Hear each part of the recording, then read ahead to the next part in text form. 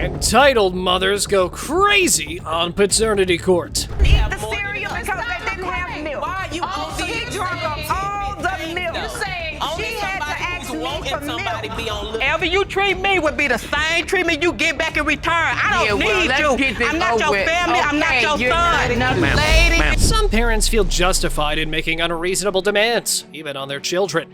Miss Scott found herself in a similar situation when her mother sued her for unpaid loans. However, she came to court and requested a polygraph test against her mother because she was jealous and had eyes for her son-in-law. Whoa! Here's how it went down. Miss Scott McCrae, why are you so intent on breaking up your daughter and her husband? Your Honor, I don't want to break up my daughter and her husband, but my daughter needs a wake-up call. She's smart. I mean, she has goals and she had aspirations when she was younger that I've seen her just lose total sight of. Wow, it seems like Miss Scott McCrae's daughter was here today to reveal all the dirty secrets the mother keeps for herself. Even though the allegations against the husband have some serious underpinnings that may not be that significant to Judge Lake, they are to the mother. I was sleeping in their den. I watched Toy one night, particularly. He went into the kitchen 3 or 4 times, and the whole night he was eating cereal. He was eating cereal. And that's just for the bed. That was for the bed. No, it didn't take the cereal. They couldn't eat the cereal because they didn't have milk. She had to ask me.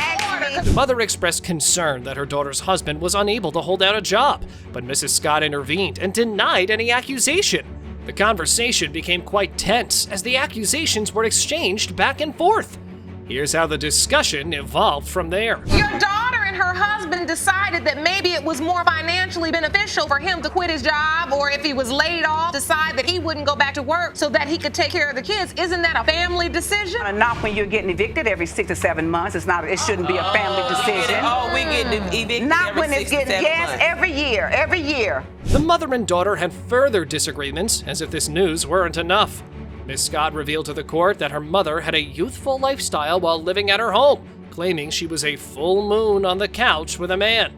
Unbelievably, the mother responded to the allegation in a certain way. What about when we looked out the back window and you was out there in the car with her? I don't know nothing about that. I bet you don't. I don't know nothing about that. Anyway, Your Honor. But Celeste, you know what? I'm grown. This part of I'm grown. Towards this part Rather of than her have living sex with in us, your house, I felt may have like, done it in the car. Grandma, who had ears and eyes for her daughter, went on to claim that the husband was not only a deadbeat, but had been unfaithful. It seemed that she was not happy that her daughter was so willing to compromise when it came to him. To refute everything, Mrs. Scott made another allegation. Your mind is wrapped around Toy you to don't the need degree that help. I think he controls so much of your life mind that you wrapped can't around even him see too. straight. How? Because this whole issue is because of Toy. Let you tell it. This whole issue is because I He's think a you need deadbeat some in help her with eyes. your family. Whew, a lot's going on in this household. The case was ruckus from start to finish, and both the plaintiff and the defendant had testified enough. Judge Lake decided to call the infamous son-in-law in as a witness, and it turns out he had a more interesting perspective on this story. So you believe And I said, as well she has a little crush on you? I believe she, That's yeah, why she I have a think little your crush honor, they and need she help have a little because they're mental both problem. twisted in Now, the head. Miss Scott McCrae has taken a lie detector test as it relates to this issue. Okay. And we're going to get to that in a moment. The exchange of arguments between the two parties was far from ceasing. Neither was willing to agree with the other's opinion. But Judge Lake was aware that she would have to read the lie detector tests to end this family dispute. If you want a sexual relationship with your son-in-law, Toy, Made my head hurt. you said no, and the lie detector determined that was the truth.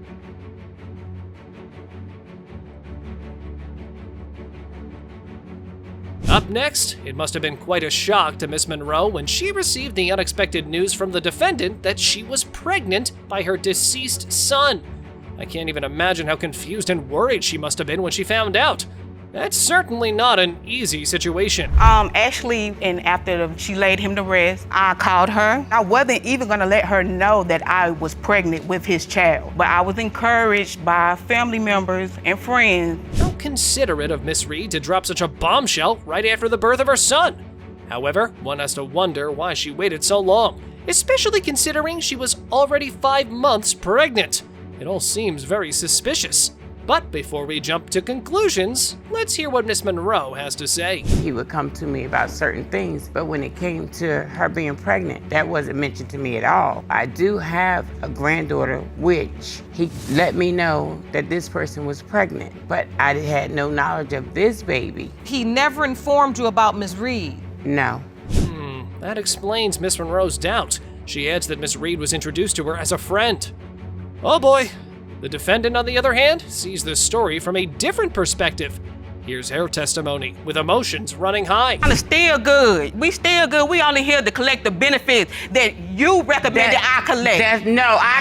I said that only way you get anything is if you do a DNA. You don't get nothing until you do a DNA. I didn't even know that I could collect benefits. Yes, you did. Anybody know that somebody's deceased you could collect? It's worth noting that Miss Monroe has stated that she would be willing to provide services for the child, but only if the DNA test proves that she is indeed related.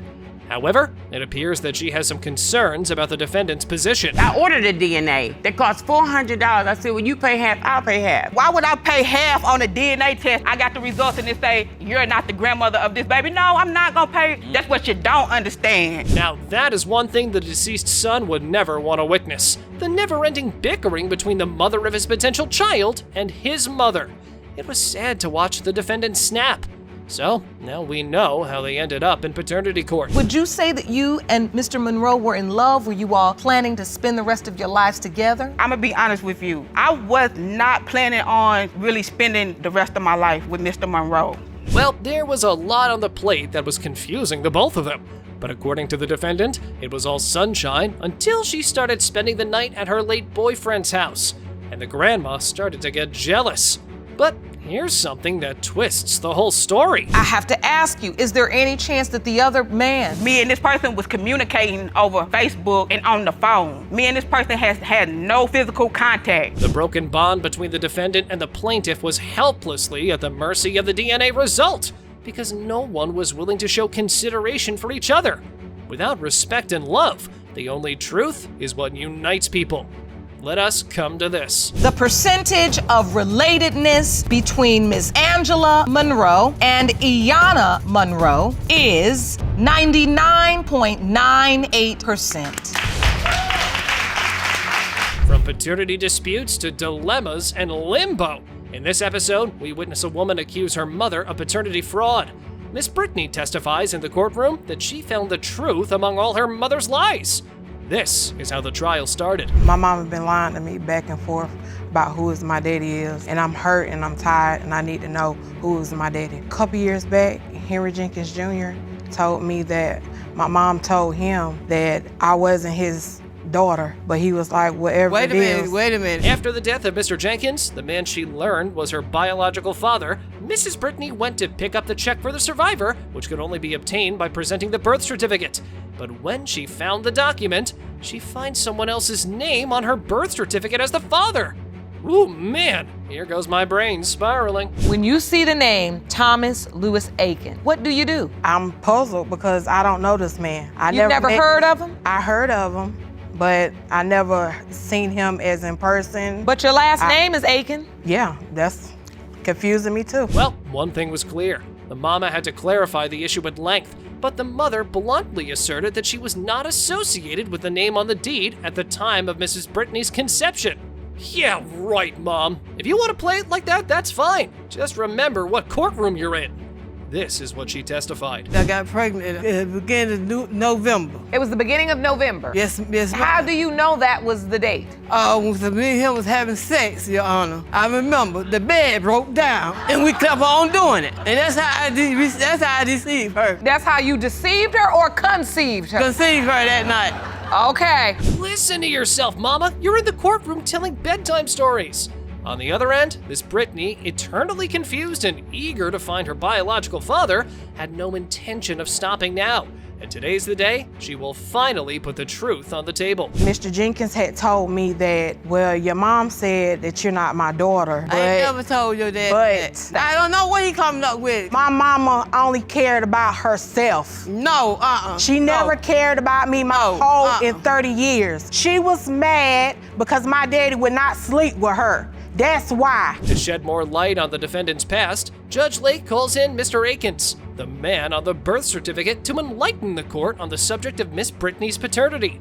And here's the turn of events we've all been waiting for. Like I told Brittany when I first met her, she was maybe 3 or 4 months old. And I didn't see her no more till she was grown like that. That's been about a month ago. You know your name is on her birth certificate, yes, right? I found that. I didn't know that Because he was until incarcerated, Your about Honor. a month ago. But during the time she got pregnant with her. Mama has put her daughter in a paternity triangle after the alleged biological father made his statement. This has gotta hurt the woman whose world has just been swept out from under her feet. She adds to her statement. When I met Thomas, I had gave him the birth certificate. He said that your mom told me you're not my child. I had seen him on a Tuesday and I said, oh. I said, hey, and I was yelling. I don't have no $400 to do no DNA test, but only thing I just want to know, who is my daddy? Their continued discussion further inflames the whole situation, rather than helping to resolve the case. But it was very clear that they needed to know the results for the baby, and that his biological father had to be a man. So, here we go. Get ready for those results, and let's see what that envelope is hiding inside. It has been determined by this court. Mr. Jenkins and Ms. Brittany Aiken are not related. I'm sorry, Your Honor, but I always had thought that was your daddy. I had believed that was gonna happen, but I wanted my daddy to be my daddy. In a similar situation, the Moore sisters seek paternity for a man they both believe is their biological father. They take their mother to court after she reveals a closely guarded secret about another potential father. Let's see how Judge Lake handles this case. So, how has your mother's revelation affected you? I was a teenager, about 18. We was at my auntie Miriam's house, the one that's here. They was joking around like, he's not your father and da-da-da-da-da. And I went and asked her about it, and she was like, yeah, he ain't your father. He ain't your sister's father as well. Moore's duo was inconsolable at the casual revelation. The daughters became quite dazzled and confused. Both of them went straight to Papa to have the situation confirmed, who had no idea as he loved them dearly since their birth. Oh, that's gotta hurt. Well, you say you would have taken this secret to your grave. Yes, I would. That's what you planned to do. Stanley was She gonna still always would have be took their it to her family. grave, Your Honor, if I wouldn't gonna be have their forced family. it upon her. Only father he ever knew. Then she got to telling them that they don't look like him, and then he looked We different. don't. She Which don't. it wasn't We her don't. business to say anything. That's not right. That's not right. Even though it might have been right, but that's how I felt at that time. Miss Willis testified that she had an affair in the past. That's one of the reasons she told her daughters that the man they think is their biological father may not be their biological father at all. She had the audacity not to tell Mr. Moore that he wasn't. Now there goes a cunning fox. Did you ever tell the other man you were pregnant and it possibly could be his child? No, You didn't tell him. So he does not know. no, never knew. He don't have the He right. don't even know she exists. Whew, now that's hurtful. To hear that, Monica. Yeah, it's hurtful. The mother always wanted to keep this a secret and had no intention of ever letting anyone know the reality until her sister revealed it to the family and everyone else. Nevertheless, the mother did feel guilty for her actions. What are you crying for? If we in this That's your situation, yeah, he's my father. What if What's he he not? crying You for? saying that he not? You saying that he not my father? If it turns out really the way you're saying that he is not her biological father, will you introduce her to her biological father? Do I get that, at least that right? Yes. Oh man, now she's agreeing to reveal herself after all these years. But never mind, Judge Lake brought in her aunt to do a detailed investigation of the event. She added all the sugar and spice and mixed it all nicely into a good old paternity mix. Here's how it went down. Do you know who Monica's father is? Yeah, You know she what been you're knowing talking for a about. long time. She ain't just met this man, she been knowing this man. I always tell her to tell him. Why don't you tell him before they get too old? Now they in their 30s and 20s, and she's still standing up there like she don't know what I'm talking about. This ain't the first time we had this conversation. got nothing to We had it all the time. All of us get together and say, why don't you tell them who their daddy is? The other Moore sister, on the other hand, much like her older sister, was going through something devastating. Something like a roller coaster of emotions. She was too shocked to face reality and hoped that things would turn out the way she wanted them to. She told me he ain't my daddy. So, until you're 22 years old, you grew up with this man as your father.